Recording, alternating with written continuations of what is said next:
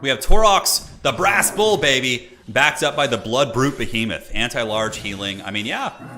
If Evenstar is sloppy with his micro and gets caught by these two big beasties, that is going to be a tricky one. Koroks, Man Rippers, and Traderkin Caster.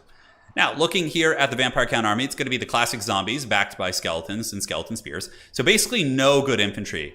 That's not where he's going to be trying to win the fight. Rather, Dire Wolves and Crypt Horrors and double Vargulf. Okay, interesting. I like Crypt Horrors. They have good mass. Can certainly block up some of the Beastmen SEMs. Crypt Horrors are often used in matchups where Vampire Counts are worried about big SEMs. Like against Tomb Kings, you'll see them because like they can just like tar pit like, you know, Sphinxes and things like that all day. And with their poison and their mass, they're very annoying to deal with. It's going to be a Necromancer on a Corpse Cart and Helman Gorst Mortis Engine. The Gortis Engine is back, so like that's one of the problems for the Beastmen is that their infantry are going to get wrecked by Helman Gorst. And you can't really get to Helman Gorst because he's bodyguarded by Crypt Horrors and Vargulfs. It's really tricky. Granted, there are missiles coming in for the Beastmen. There are triple of the Ungor Raiders, right? But even still, it's very, very tough to protect those type of units.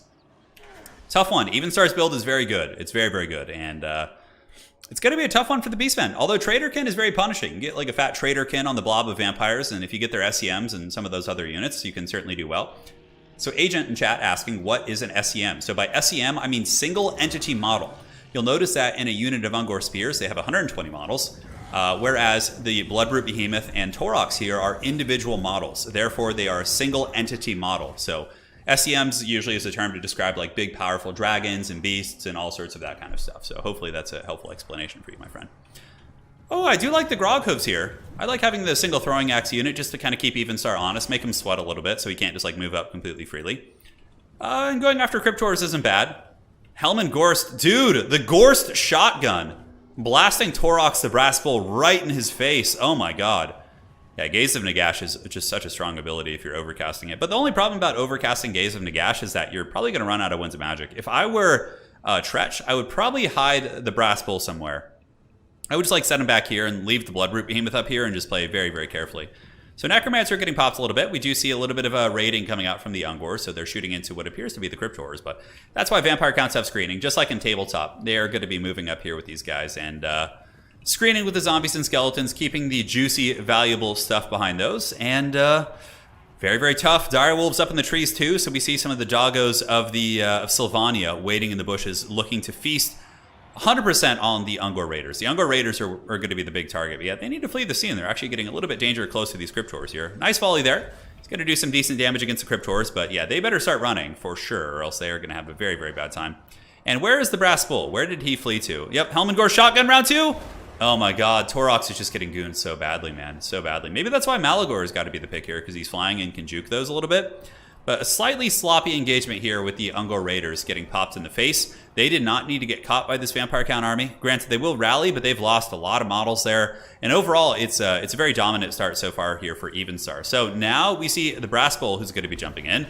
And he does pop the Brass Body. Going to be attacking one of the Vargulfs. And look, that Vargulf is getting its butt kicked by the Blood Brute Behemoth pretty badly. Like a couple attacks from the Behemoth. Just doing huge, huge damage. Massive, massive damage. Crazy stuff. So looking around, we do see the old Traderkin going. So the Traderkin going to be punishing the Vampire Count blob a little bit there.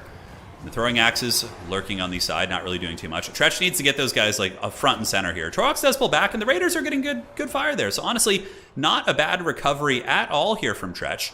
Tretch is able to kind of stabilize a little bit. Moving in the Koroks Man Rippers. Koroks Man Rippers, the big thing is to make sure they stay away from Helman Gorst. Helman Gorst will use his Mortis Engine effect, and it is going to be very, very tough. Very, very tough indeed. Somebody saying that is the Magic Cheese turn mentioned earlier. It is indeed. So, big man, Torox is now like entrenched in fighting. He's going to be a little bit safer here. And honestly, the SEMs, the big goons of the Beastmen, the monsters, are effectively dueling pretty well against Vampire Counts. But Evenstar is very, very good at managing these single entity models. And now Torox is getting attacked in the back. It looks like he's trying to get away. Blood Brute Behemoth maybe wants to stay and cover Torox's retreat. 2 missile pieces shooting here. Helman Gorst maybe going to get focused a little bit.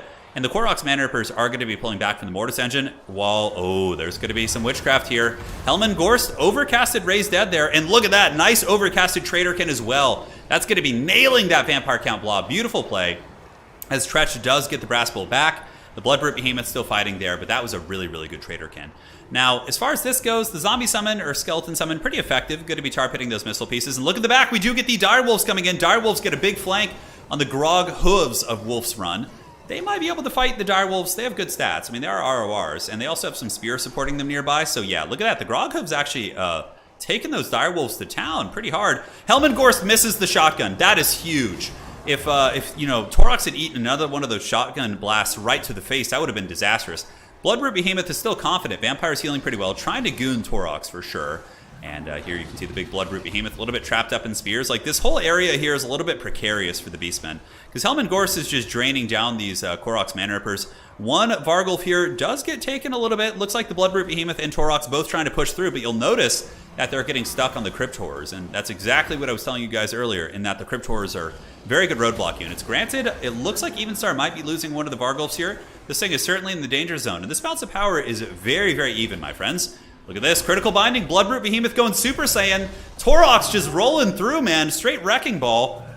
500 leadership, negative 47, Invocation comes down. The big steel chair slap coming in from the Bloodroot Behemoth, and suddenly the Beastmen are, and this is really how Vampire Count matchups go. Like, it's just kind of like who wins the little weird SEM fights. That's going to be the biggest determining factor, right?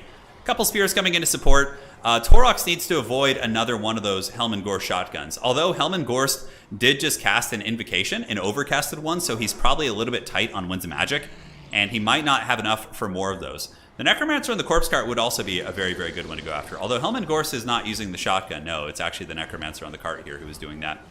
More shots coming in. You can see the Ungor Raiders generating some pretty solid value. Battle's pretty even at this point. Both players have taken substantial damage. Ray's dead, going to be going down on top of these bad boys. And where is Torox going? Is he going to get... Yeah, they're going after the Necromancer. Necromancer trying to get the shotgun, but it looks like he got staggered there. Bloodroot Behemoth coming in as well. Spears are all over this guy.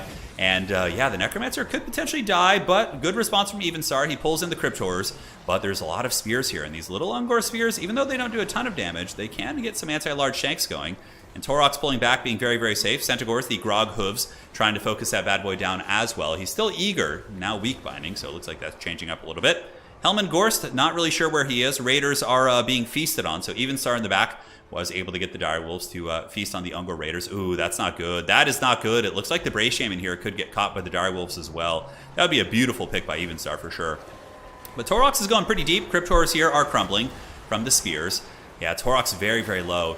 He's got to survive, man. Torox has got to find a way to just kind of like work in the backfield and somehow endure this. Goreherd's trading pretty well against Skeleton Spears. Mortis Engine over here doing some work, yeah. I don't think it's hitting the Koroks Manrippers at the moment. Torox does get pushed back. He's got 900 HP. Bloodroot Behemoth is going after the Vargulf right now. I think going after the Necromancer was a good idea, but I suppose going after the Behemoth isn't a terrible idea either. Trying to get away. We do get the Grog Hooves getting in. The Grog Hooves do knock back the Vargulf, and they knock them into Big Daddy. So Bloodroot Behemoth going once again. Balance of power is a little bit Vampire Count favored, as the Mortis Engine in this long, grindy fight is really starting to take its toll on the Beastmen army. Like, you can see all these like decent quality troops moving into those units.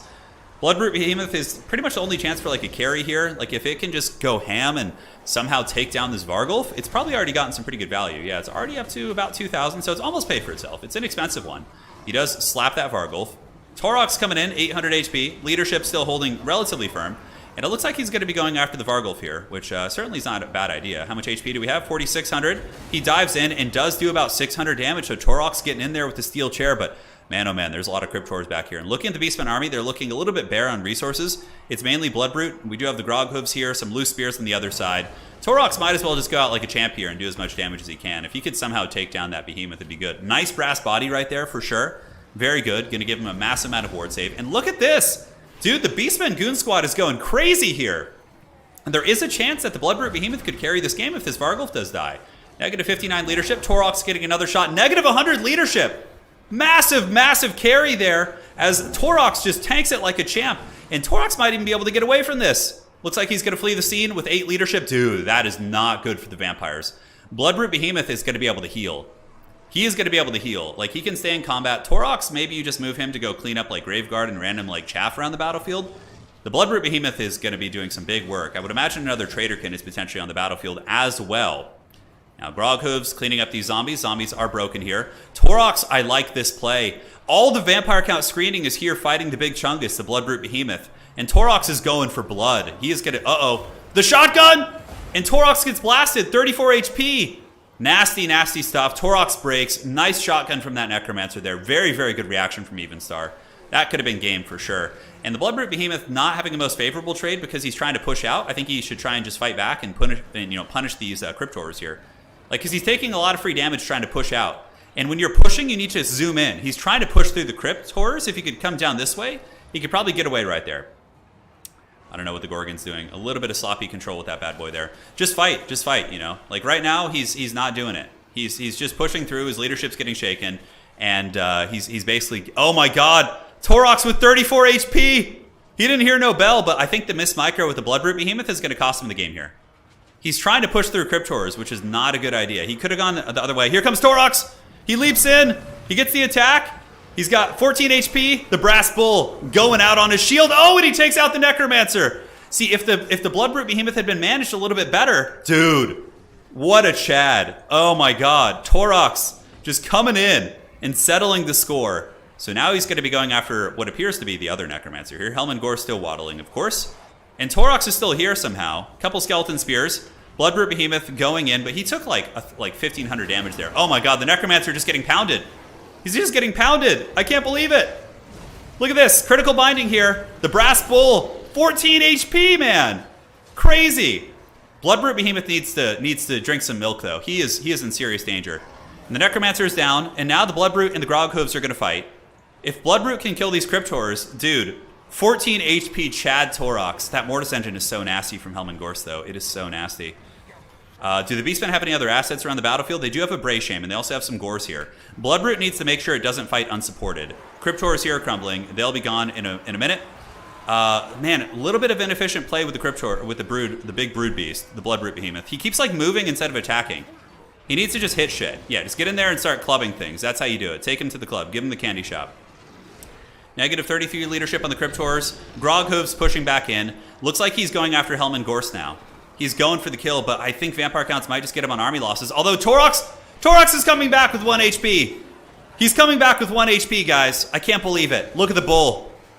And the Bloodbrute Behemoth still getting in there. Some nice attacks, healing, but he is being worn down. Just heavy Vampire Count attrition. Helmengor's Mortis Engine. Just super, super valuable here. Torox might get there in time. These guys are going to be crumbling. Ooh, Direwolves moving in. Might just break the back of the Beastmen here. Crazy close game. In the end, that is going to be army losses. Even Star just barely wins that game. Barely. And I do actually think that that game was actually winnable for the Beastmen there at the end. The Bloodbrute Behemoth was pretty healthy with almost 4,000 HP, and he just spent like a whole minute trying to push it through the Cryptors instead of just going back out the other way and then pulling around. I think if that had been done differently, I think that Tretch wins that game. Very close. Torox was super fun to see. GG well played. Even Star claiming game 1 with some very good Vampire Count play. He had some scary, stuff to contest with there. But that was some great Vampire Count stuff. All right.